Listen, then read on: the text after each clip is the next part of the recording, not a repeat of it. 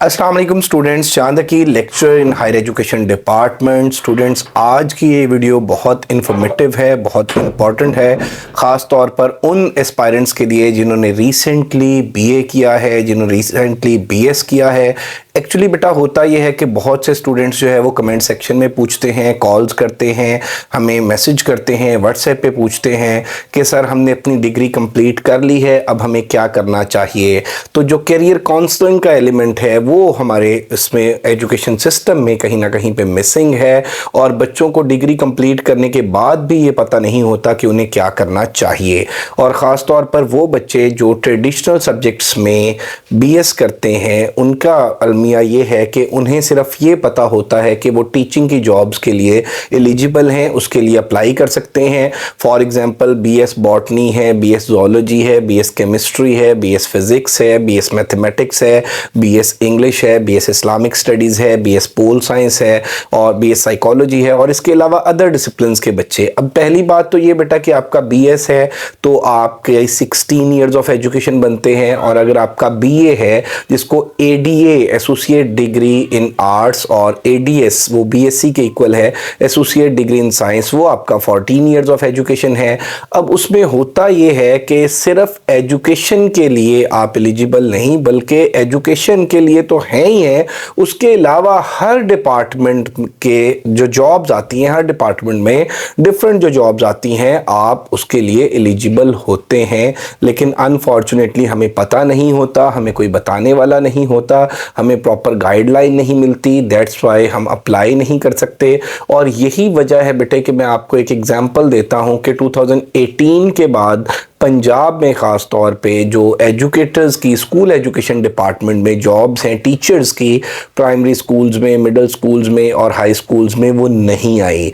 और उसके आप ये देख लें कि कॉन्सिक्वेंसेस देख लें कि आज 2025 में जो एसटीआई की स्कूल टीचर्स इंटर्नी की जॉब्स आई हैं, उस पर इतने लोगों ने अप्लाई किया है कि आलमोस्ट जो है वो 1.25 लाख लोग अप्लाई कर चुके हैं, और अभी इसके जो है वो 4 से 5 दिन बाकी हैं, और ये जॉब जो है वो सिर्फ 4 माह के लिए है। तो अंदाज़ा कर लें बेटे कि कितने लोग जो है वो एजुकेशन की जॉब्स का वेट कर रहे होते हैं। वो वेट इसलिए नहीं कर रहे होते कि उनका जो इंटरेस्ट है वो सिर्फ एजुकेशन डिपार्टमेंट में है या एजुकेशन की जॉब्स में है, वेट इसलिए कर रहे होते हैं कि उन बेचारों को किसी और जॉब के हवाले से पता ही नहीं होता। तो आज हम ये डिस्कस करेंगे कि आप लोग अपनी डिग्री कंप्लीट करने के बाद, जो फ्रेश ग्रेजुएट्स हैं, वो अपनी डिग्री कंप्लीट करने के बाद किन किन डिपार्टमेंट्स में अप्लाई कर सकते हैं, किस किस जॉब के लिए अप्लाई कर सकते हैं, किस किस स्केल के लिए अप्लाई कर सकते हैं।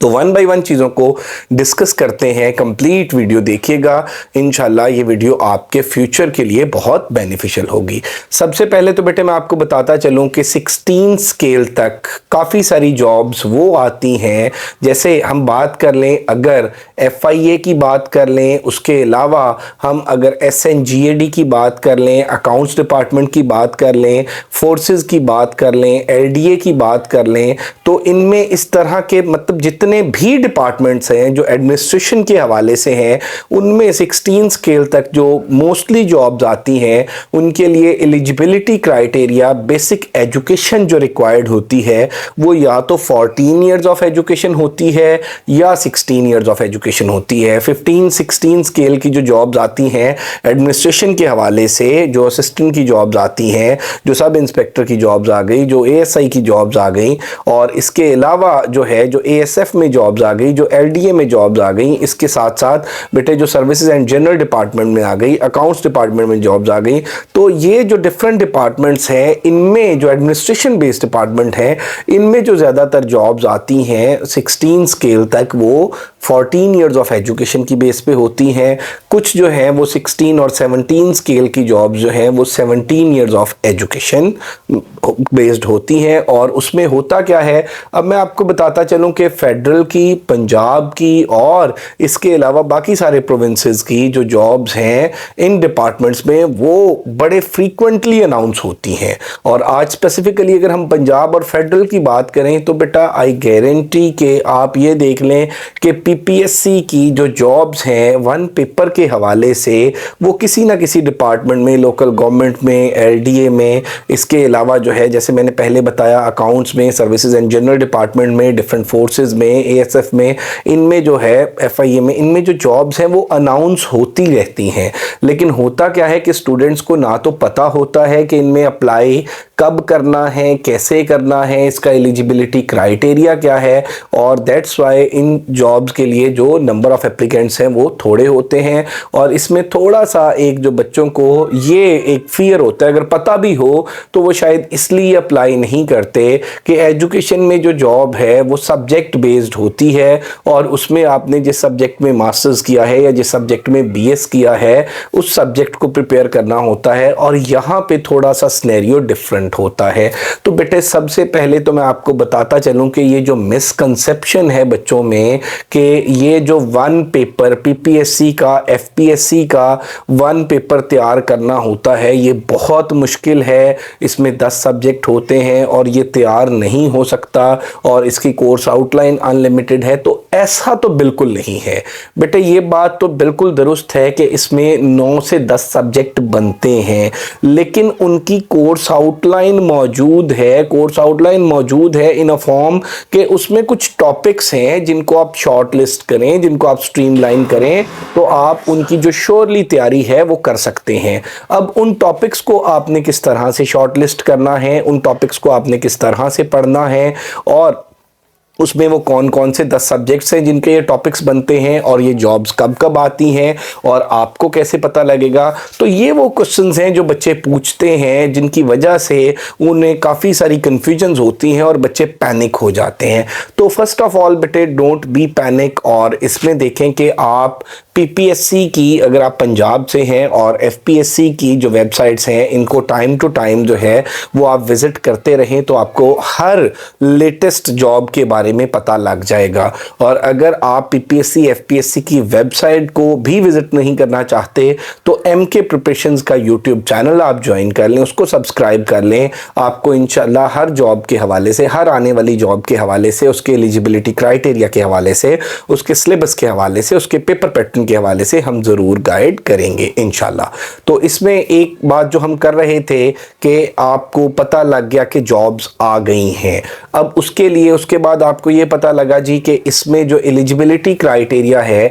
वो बेसिक एक जो क्वालिफिकेशन है वो क्या रिक्वायर्ड है, एज लिमिट। ऑब्वियसली ये सबसे ज़्यादा जो प्रॉब्लम फेस करनी पड़ रही होती है फ्रेश ग्रेजुएट्स बच्चों को कर रही होती है, तो वो एज तो ओवर एज तो वो बिल्कुल नहीं होते। और उसके साथ जो है जब हम बात करते हैं कि इसमें जो बच्चों को सिलेबस के हवाले से और क्वालिफ़िकेशन के हवाले से, तो क्वालिफ़िकेशन जैसा कि मैंने इस वीडियो के शुरू में बताया 14 इयर्स है कुछ जॉब के लिए, कुछ के लिए 16 इयर्स है, और उन्होंने एटलीस्ट जो है वो सेकंड डिवीज़न मांगी होती है। थर्ड डिविजनर जो है वो एलिजिबल नहीं होते पीपीएससी की जॉब्स में, और वो किसी भी यूनिवर्सिटी से आपकी हो, किसी भी एफिलिएटेड कॉलेज से हो, किसी सब्जेक्ट के अंदर अगर आपकी प्राइवेट भी है तो वो सारी की सारी एक्सेप्टेबल होती हैं, उसमें कोई ऐसा प्रॉब्लम नहीं होता। अब the thing is, the question is कि वो 10 सब्जेक्ट्स कौन से हैं और उनको प्रिपेयर कैसे किया जाए, और उनको प्रिपेयर करके उनको कितने अरसे में बच्चे प्रिपेयर कर सकते हैं, और उनके टॉपिक्स को शॉर्ट लिस्ट किस तरह से किया जाए और किस वे में उनको प्रिपेयर करें तो उनके बच्चों के पास ये गारंटी होगी कि उनकी मेहनत रायगा नहीं जाएगी और वो अपना जो टेस्ट है उसको क्वालिफाई कर लेंगे। तो बेटे पहले हम सब्जेक्ट्स की बात करते हैं। जनरल नॉलेज है, करंट अफेयर्स है, एवरीडे साइंस है, जियोग्राफी है, बेसिक उर्दू है, बेसिक इंग्लिश है, कंप्यूटर है, मैथमेटिक्स है, करंट अफेयर्स है, इसके साथ देखें कि बेसिक इस्लामिक स्टडीज़ है। तो ये वो सब्जेक्ट्स हैं जिनको आपने तैयार करना है। अब एक बच्चा कहता है कि मैंने तो केमिस्ट्री पढ़ी हुई है, मैं इन 10 सब्जेक्ट्स को किस तरह से तैयार करूंगा, और उसकी अप्रोच ये होती है कि वो मार्केट के अंदर अवेलेबल पास्ट पेपर्स उठाता है, मार्केट के अंदर अवेलेबल गाइड्स उठाता है और उनको पढ़ना शुरू कर देता है। अब उसको नहीं पता कि भाई कोई भी चीज़ वो पढ़ रहा है, फॉर एग्जांपल वो पाक स्टडीज़ को ही, पाक अफेयर्स को ही पढ़ रहा है, तो प्री पार्टीशन हिस्ट्री का उसको नहीं पता, पोस्ट पार्टीशन का नहीं पता, और वो डायरेक्ट एमसीक्यूज़ पढ़ना शुरू कर देता है। तो इतनी चीज़ें, बेटा वी आर ह्यूमन बीइंग्स, हम ना तो इस तरह से चीज़ों को क्रैम कर सकते हैं और ना ही इतनी चीज़ों को हम माइंड में स्टोर कर सकते हैं। तो फिर होता क्या है कि फिर बच्चा पास्ट पेपर्स को पढ़ रहा है जी, मार्केट के अंदर ये पास्ट पेपर्स अवेलेबल हैं, ये पास्ट पेपर्स अवेलेबल हैं। पास्ट पेपर्स जो हैं वो एक्चुअली इसलिए होते हैं ताकि आपको पेपर का डिफ़िकल्टी लेवल का आइडिया हो जाए, ताकि आपको पेपर के पैटर्न का आइडिया हो जाए, ताकि आपको पेपर के अंदर जो एमसीक्यूज़ पूछे जाते हैं उनका आइडिया हो जाए, और ताकि आपको ये आइडिया हो जाए कि डिफरेंट सब्जेक्ट से कितनी वेटेज आती है। पास्ट पेपर्स का मतलब जो है वो हरगिज़ नहीं है, इट डजेंट मीन कि आपने कोई पास्ट पेपर्स जो हैं वो सारे याद कर लिए हैं या याद करने हैं और आप कहते हैं कि जी अब तो मैं श्योर हूँ कि मेरा पीपीएससी का रिटन टेस्ट क्लियर हो जाएगा। तो बेटा इस तरह से बिल्कुल नहीं है। पास्ट पेपर जो हैं वो इम्पॉर्टेंट ज़रूर हैं, लेकिन वो सिर्फ आपको एक आइडिया प्रोवाइड करते हैं। अब इसके बाद आ गया जी कि हमने इन 10 सब्जेक्ट्स को किस तरह से तैयार करना है। तो बेटे इनका एक सिलेबस ब्रेकअप हमने बनाना होता है, और उस सिलेबस ब्रेकअप के अकॉर्डिंग इसमें हमने पहले ये देखना होता है कि ये वाली चीज़ें जो हैं कॉन्सेप्ट बेस्ड हैं, ये वाली चीज़ें इंफॉर्मेशन बेस्ड हैं, और ये वाली चीज़ें अगर हम इनके सिर्फ एमसीक्यूज़ भी पढ़ लें तो हमारा गुजारा हो जाएगा। इस तरह से करके चीज़ों को कैटेगराइज करते हैं कि भाई इनका हमें सब्जेक्टिव पढ़ना पड़ेगा, कॉन्सेप्ट समझने पड़ेंगे, इनका हमें सब्जेक्टिव वन लाइनर ऑब्जेक्टिव पढ़ना पड़ेगा, और इस टॉपिक के अगर हम जस्ट एमसीक्यूज़ भी पढ़ लेते हैं तो हमारा गुजारा हो जाएगा। तो बेटे एमके प्रिपरेशंस के प्लेटफॉर्म पे अल्हम्दुलिल्लाह डिफरेंट जो जॉब्स आती हैं उनके हवाले से, वन पेपर बेस्ड जो जॉब्स हैं उनके हवाले से डिटेल्ड वीडियोस पड़ी हुई हैं। हमने अपना सिलेबस ब्रेकअप भी बच्चों के लिए पब्लिक किया हुआ है। आप एमके प्रिपरेशंस का सिलेबस ब्रेकअप भी देख सकते हैं। उस सिलेबस ब्रेकअप में आपको पता लग जाएगा कि आपने जनरल नॉलेज का क्या तैयार करना है, आपने करंट अफेयर्स का क्या तैयार करना है, आपने पाक स्टडीज़ का क्या तैयार करना है, आपने इस्लामिक स्टडीज़ के किन टॉपिक्स को देखना है, आपने इंग्लिश ग्रामर के किन टॉपिक्स को देखना है, आपने मैथमेटिक्स के किन टॉपिक्स को सॉल्व करना है, आपने कंप्यूटर जो है वो किस लेवल का प्रिपेयर करना है, आपने ज्योग्राफी के किन टॉपिक्स को देखना है। तो ये सारी की सारी चीज़ें जो हैं ये अवेलेबल हैं, और ये बेटे आप अगर ये देखें कि इस सिलेबस ब्रेकअप को फॉलो करें, सबसे इंपॉर्टेंट बात जो होती है ना वो होती है कंसिस्टेंसी। अब कंसिस्टेंसी क्या है, हमारे यहाँ पे बच्चों को अनफॉर्चुनेटली बेटे सॉरी टू से कि बच्चों को पढ़ने की आदत नहीं होती, और वो सिर्फ वेट करने में अपना टाइम ज़ाया कर रहे होते हैं कि अच्छा चलो जॉब जब अनाउंस होगी तो उसके बाद तैयारी शुरू करेंगे। बेटा इट्स अ रॉन्ग नोशन। सबसे पहले बात तो ये याद रखें कि अपनी मेक इट योर हैबिट कि आपने डेली बेसिस पे चीज़ों को पढ़ना ही पढ़ना है, आपने चीज़ों को तैयार करना ही करना है।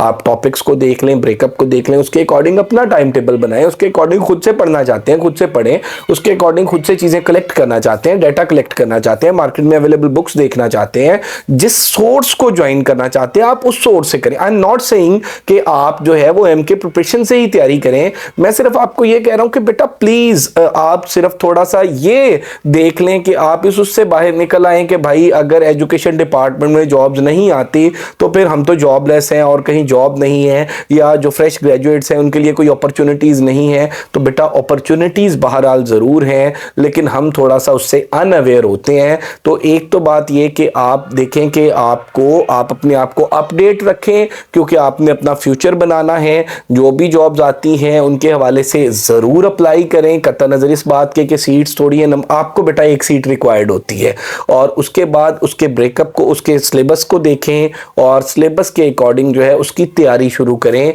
तो एक तो ये है बेटे कि, और दूसरी बात ये है कि आपको जैसा कि मैंने बताया कि भाई वन पेपर, चाहे वो FIA की जॉब्स हों, चाहे वो SNGAD की जॉब्स हों, अकाउंट्स की जॉब्स हों, चाहे वो क्लरिकल जॉब्स हों, वो LDA की जॉब्स हों, वो लोकल गवर्नमेंट की जॉब्स हों, वो एडमिनिस्ट्रेशन की जॉब्स हों, वो असिस्टेंट डायरेक्टर की जॉब्स हों, वो डायरेक्टर की जॉब्स हों, वो असिस्टेंट की जॉब्स हों, तो उनमें सब में जो पैटर्न है वो वन पेपर है। जब आपको पता है कि उनका जो पैटर्न है वो वन पेपर है, और वन पेपर में 10 सब्जेक्ट्स हैं, और 10 सब्जेक्ट्स के जो टॉपिक्स हैं मैंने आपको बताया कि हमारे चैनल के ऊपर पड़े हुए हैं कि भाई वो टॉपिक्स तैयार कर लें इंशाल्लाह उन टॉपिक से। अब बेटा आप ये क्यों नहीं करते कि आज से ही, अभी से ही उन टॉपिक्स को पढ़ना शुरू कर दें, उसके अकॉर्डिंग आप खुद से अपने नोट्स बनाना शुरू कर दें और कंसिस्टेंटली एफर्ट करें। जैसे कोई जॉब आए फौरन इंशाल्लाह आप लोग जो है वो उसके लिए अप्लाई भी करें और श्योरली आप लोग टेस्ट उसका क्रैक भी करेंगे। तो ये मैं आपको बताता चलूं बेटे कि अगर आप किसी सिस्टम का हिस्सा बनना चाहते हैं, सिस्टमेटिक वे में तैयारी करना चाहते हैं, तो फिर MK प्रिपरेशंस के प्लेटफॉर्म को भी आप ज्वाइन कर सकते हैं। और अगर आपको ये लगता है कि सेल्फ स्टडी से आप तैयारी कर सकते हैं, वेरी फाइन, आप मेरा बेटा खुद से भी कर सकते हैं। तो अगर आप खुद से भी तैयारी करना चाहें तो हमारा चैनल जो है फिर भी आप लोगों के लिए बहुत बेनिफिशियल है, क्योंकि सारी जॉब्स के हवाले से जो इन्फॉर्मेशन है, उनके कोर्स के हवाले से, एलिजिबिलिटी क्राइटेरियाज के हवाले से जो इन्फॉर्मेशन है वो सारी की सारी हम वहाँ पर अपलोड करते हैं। अगर आप MK प्रिपरेशन ज्वाइन करना चाहते हैं तो मैं आपको बताता चलूं कि ये जो 1 पेपर की डिफरेंट डिपार्टमेंट में जो जॉब्स आती हैं, हर 2 मंथ्स के बाद MK प्रिपरेशन का नया सेशन इसका स्टार्ट हो जाता है और उसमें हर सब्जेक्ट के जो प्रोफेसर हैं वो इंक्लूडेड हैं, वो अपने नोट्स प्रोवाइड करते हैं, खुद टेस्ट बना के बच्चों का टेस्ट कंडक्ट करते हैं, डिस्कशंस कराते हैं, कंप्लीट सिस्टमेटिक वे में थ्रू कॉम्प्रिहेंसिव टेस्ट सेशन जो है वो कंप्लीट प्रिपरेशन कराते हैं। और इसका जो हमारा 2 मंथ्स का सेशन है उसमें 10 सब्जेक्ट्स हम कवर कराते हैं और 2 मंथ्स के सेशन के चार्जेस जो हैं वो जस्ट 5000 हैं। सो अगर आप लोग ज्वाइन करना चाहते हैं MK प्रिपरेशंस को तो रजिस्ट्रेशन के लिए आप गिवन नंबर्स पे कांटेक्ट कर सकते हैं। और अगर अभी तक आप लोगों ने हमारा यूट्यूब चैनल सब्सक्राइब नहीं किया तो हमारा यूट्यूब चैनल ज़रूर सब्सक्राइब करें। बाकी बेटा जहाँ तक रही बात जो है क्रेडिबिलिटी की, तो आप लोग MK प्रिपरेशंस के प्लेटफॉर्म पे जो सक्सेस स्टोरीज़ हैं बच्चों की वो भी देख सकते हैं, जो बच्चों का फीडबैक है वो भी देख सकते हैं। इसी नाम से हमारा फेसबुक पेज है, उसको भी ज़रूर आप लाइक करें और दुआओं में याद रखिएगा। और आप लोग बेटा मेहनत करें, इस यकीन के साथ मेहनत करें कि अल्लाह ताला की ज़ात कभी किसी की मेहनत को रायगा नहीं जाने देती। Thank you very much, stay blessed, अल्लाह हाफिज़।